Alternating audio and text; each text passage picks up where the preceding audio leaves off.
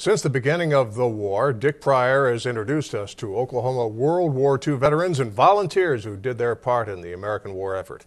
Dick joins us tonight with the story of someone very familiar to many Oklahomans. Dick. That's right. With the war raging in two theaters of battle, hundreds of thousands of troops were needed.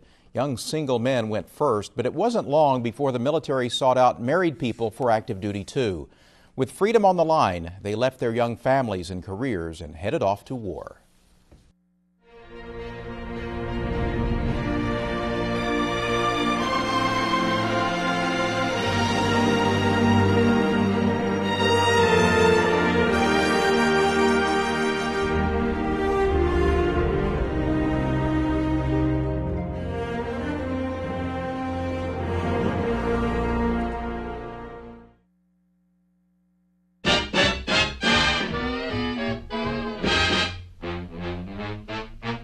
Mopping up soda pop Rickies.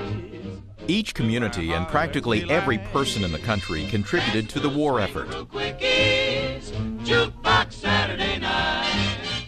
In 1942, young Jim Norick left his family's printing business in Oklahoma City to serve as storekeeper, working in the pay office at the U.S. Naval Base in Norman, Oklahoma.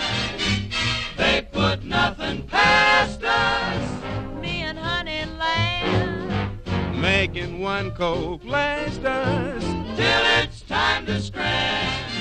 On weekends, Norick played in one of the base bands, led by Glenn Miller Band saxophonist Tex Beneke. Let the other guy feed that jukebox Saturday night.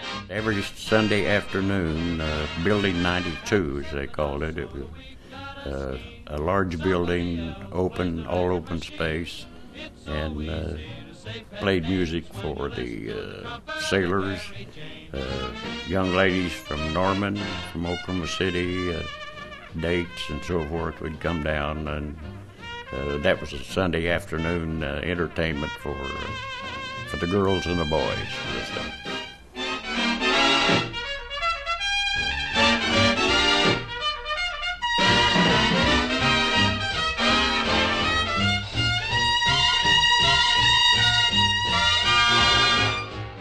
In the spring of 1945, Norick put his skills to use in a different venue, aboard a seagoing tug in the South Pacific.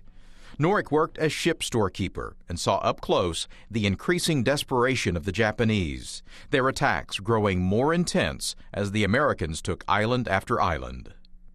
They were beginning to fear that they might not win.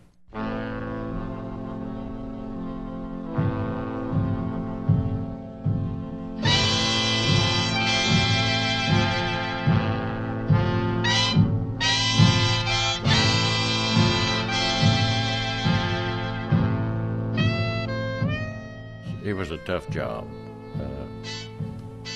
The guys having to go up on the beach, and you just pray for them because so many of them did not come back.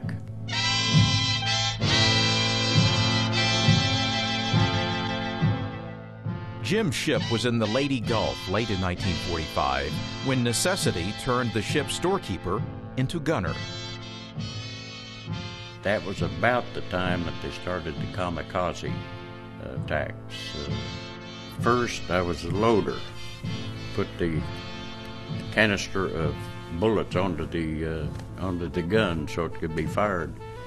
Well, the fellow that was on there was a little trigger happy, and so they shifted and put me on the gun and him on the loader. So that's how I became a shooter.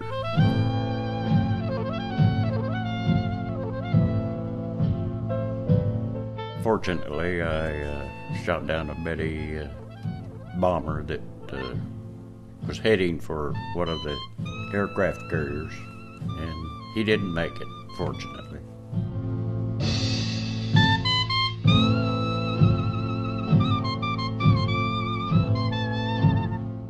Within weeks, the war was over, and Norick was headed back to Oklahoma, leaving the war behind. It's unfortunate that it happens. It's hard to figure why people cannot get along. be neighborly. I think it's just this guy wants to be powerful, this guy wants to be powerful, so they start fighting. And everybody should just live the day and be happy. Unfortunately, they don't do it. I'm proud that I was able to serve, and if somebody asked me if I was there, I'd say, yeah, I was, and I'm proud to be a veteran.